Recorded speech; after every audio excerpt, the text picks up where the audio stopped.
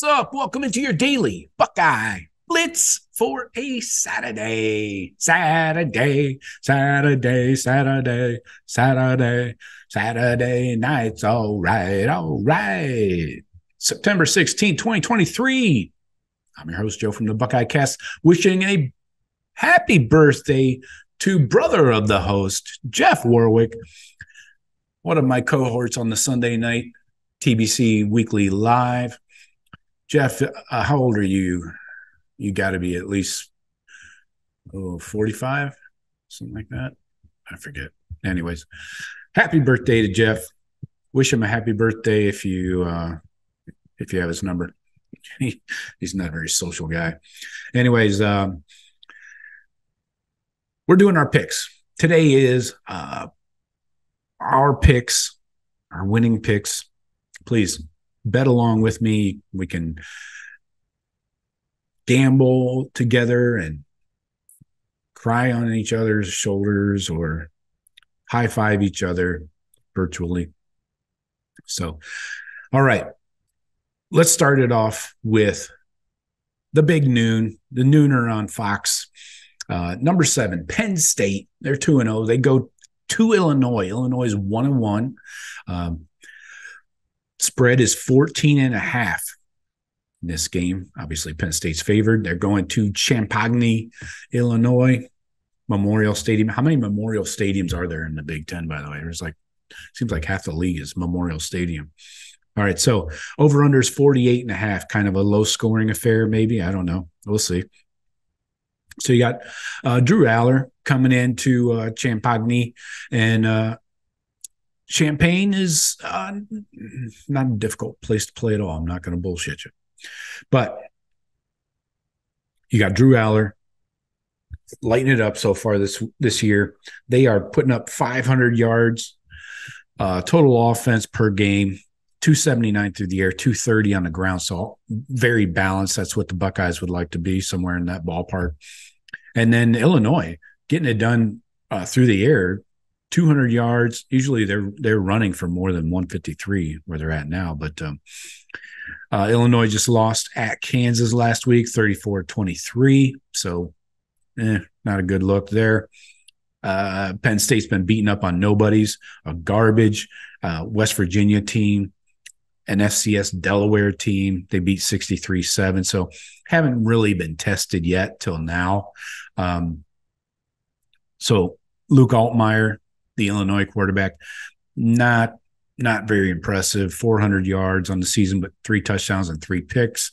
That's not a good ratio for anybody. And he's also their leading rusher with 139 yards on the season. And then, you got the 3-head monster at Penn State of running backs. You got where's the stats here? Box score. Yeah, you got Katron Allen, Nicholas Singleton. Then you got a bunch of other dudes popping in there. Drew Aller even chips in a little bit here and there. So I'm taking Illinois with 14.5. I think Burt is going to have this defensive front up there pressuring Aller, stopping the run. I think because this is in Champaign, I think you got to give Illinois a little bit of a break here, and they keep it within 2 touchdowns. We'll see if weather's a factor or not. Wind. I know it's not cold yet, but it gets windy out there in the flatness of Illinois. So I'm taking Illinois plus 14.5. The hook got me, not sure about the over-under. I'm leaning towards the unders on all these games with the clock rules. It seems to be the way to go at this point. We'll see if Vegas adjusts accordingly. Next up, 3:30 on CBS. We got South Carolina, 1-1 at number 1 in the country, Georgia, 2-0, of course. Sanford Stadium in Athens. Georgia, 27.5-point favorite, over under 54.5. Now here, I usually will take every opportunity to piss on Spencer Rattler. Not a fan of the kid. Didn't think he was all that he was cracked up to be. never impressed. He seemed to have an attitude when he was at Oklahoma, when he was benched, and just pretty much not a good teammate from what I see. But he is winging it around the yard here in the first couple of weeks. They lost to UNC week 1, then beat up on Furman, who doesn't. They're putting up 400 yards passing a game on average, but only 53 on the ground. And then they're allowing 380 on defense. So that's not great. Most of that's through the air, 256 on average. Georgia, though, they're allowing a little – for them, it's not good. They're allowing 242 yards per game. They played Ball State and UTM. Was that University of Tennessee Martin or whatever? Martin! So Rattler versus Carson Beck. Carson Beck, obviously the new first-time starter for Georgia at quarterback. Better numbers here for Rattler. Beck does have a pick. And then never been impressed by the Georgia receiving crew, even the ones that have left. But anyways, we'll see what happens. Georgia's throwing for 343 and 129 on the ground. So let's see if that continues, or do they go more ball control? This is at their home stadium, so I'm going South Carolina plus 27.5. I think Spencer Rattler is going to whip it around. We'll see what this Georgia secondary has after losing quite a few dudes to the NFL last year. I take South Carolina. I know it's 27.5. If you want to tease it up to a 28.5, it might be a move, or 28, whatever you can get there. But again, I'm laying on the unders here until I see other reasons to change my plans. Next up, 5 p.m. on the cock. Make sure you got your cock signed up. You got Washington, number 8, coming to East Lansing, taking on the tuckless, the run and tuck Michigan State Spartans. Both teams 2-0. Washington is a 16-point favorite right now, over under 57.5. I don't see any reason for Michigan State to do anything interesting here. I didn't even know they had a new quarterback. I forgot that Peyton Thorne transferred out. But anyways, so what's Sparty doing here? They're putting up 435 on average, but they've beaten up on Richmond and Central Michigan. And then on the flip side here, Washington has destroyed Tulsa and Boise State. Don't forget, Washington beat Texas last year in a bowl game last December, 27-20. Keep that in mind. This is an improved Washington team. Got Michael Pennis Jr. whipping it around the yard. He's putting up they're putting up 472 per game. Insane. In the air, only 93.5 on the ground, though. But their defense is allowing some yardage. Total of 360 per game, 207 and 153 pass and run. So I am taking Washington to cover the 16. I think Michigan State is in shambles. Dusting off Dino and bringing him back to the sidelines doesn't really matter. I'm not sure he'll be on the sidelines anyways. Harlan Barnett is the interim coach. So Washington covers, going away. It's going to get ugly. Again, I'm laying on the unders if you take them at all. But anyway, 7 p.m. on ESPN, you got number 11, Tennessee, 2-0, going to Florida, down in the swamp. Florida's 1-1. Ben Hill Griffin Stadium, of course, up in Gainesville. Tennessee is favored 6.5, over under 59. Now, you know me, Joe Milton, former Michigan man. I'm always going to take a chance to shit on him too. Not a big fan. Big arm guy. BFD is what I say to that. But when he's going head to head against Graham Mertz led offense, I'm going to lean towards the other guy. So I think what's Tennessee doing here? They're actually rushing the ball really well. They're not whipping it around the yard like they did last season. They're running for 257.5 per game, only throwing for 220 a game. That's very interesting to me. So ball control, Florida's defense, they're only allowing 75.5 yards per game, but they lost to Utah. Then they played McNeese and won 49-7. Tennessee's played App State? Is that App State? And then Virginia.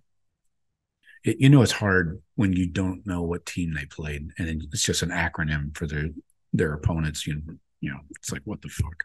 Anyway, I am leaning towards Tennessee here to cover the 6.5. I think Florida is down bad. They have the toughest schedule in the country, and it's not getting better. I'm not a huge Tennessee fan by any stretch, especially with Joe Milton, but we'll say Florida's in trouble, man. They could be looking at a 6-6 year, which is not good for season 2. So Tennessee, take the 6 and cover the spread. Let's go on to 7:30 BTN game. Getting a little dark. My BG Falcons, Bowling Green, 1-1, going to number 2 in the country, Michigan, at 2-0 in that toilet up north. Michigan favored by 40.5 points, over under a 53.5. Now, I looked at the matchup predictor. I know BG doesn't have a chance to win this game. Connor Bazelak is the quarterback, though. He's got a little magic left in that arm, doesn't he? JJ, we went through his passing chart on the rush hour on Wednesday. Just doing well right down the middle of the field. Blake Corum leading the way with 4 touchdowns, $150 on the ground. Roman Wilson, I've been told, is better than Marvin Harrison Jr. So there's that. So interesting matchup. BG they did lose to Liberty week 1, then beat Eastern Illinois. Michigan has played nobody. They played Eastern Carolina and UNLV. The Running Rebs smoked them, but did not cover. So what's Michigan doing on the ground? They're throwing the ball almost 300 yards passing on average, running for $150 up and down the field. Defense isn't allowing shit. They've only allowed 150 yards on average through the air, 82 on the ground. So seemingly BG has 0 shot in this game. But like I said, my BG Falcons will cover. Take the Falcons with the 40.5. There's not going to be enough time on the clock for 40.5 for Michigan to score that much. Last game without Harbaugh. Michigan doesn't know what to do with themselves. Falcons cover. Probably don't win. But anyway. Oh, excuse me. And to the final game on my picks, the 4 p.m. on Fox. WKU, Western Kentucky, WKRP in Kentucky, plus 29. Oh, boy. At number 6, Ohio State. Both teams 2-0 in the greatest stadium in the world, Ohio Stadium, in the greatest city in the world, Columbus, in the greatest state in the world, Ohio. So Buckeyes favored by 29, over under 64. They're looking for a huge scoring game here. They know the Hilltoppers whip it around. We know that. I know that. We all know that. We've talked about it. So what are we doing here? Hilltoppers throwing for 327 a game. They've played whatever HCU is, and they played USF, smoked USF kind of. Buckeyes rolled over Indiana and rolled over Youngstown State, working on some things, improving. Ryan Day using these first 3 weeks like a preseason, like you would in the NFL. Buckeyes throwing for 300 a game, rushing for 133. On defense, only allowing 108.5 through the air, 85 on the ground. So no slouch there whatsoever. Now, WKU on the ground, allowing 264.5. Yeah, look for the running game to get utilized early and often. Oh, man. Justin Fry's going to have a heyday. This is going to make him look real good. They're also allowing 189.5 through the air. So I say you're going to get a balanced Buckeye team, like I mentioned on my 5 keys on Friday.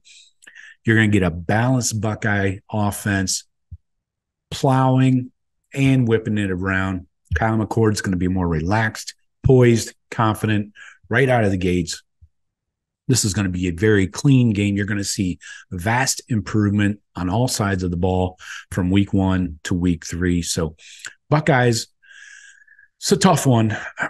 I can't take the Buckeyes with that 29-point spread. And the over-under at 64 seems preposterous. I'm going to Robin Harris. Western Kentucky is going to move the ball. It's just seemingly impossible. Quarterback led the country in passing last year. They got an NFL receiver. Malachi Corley is back.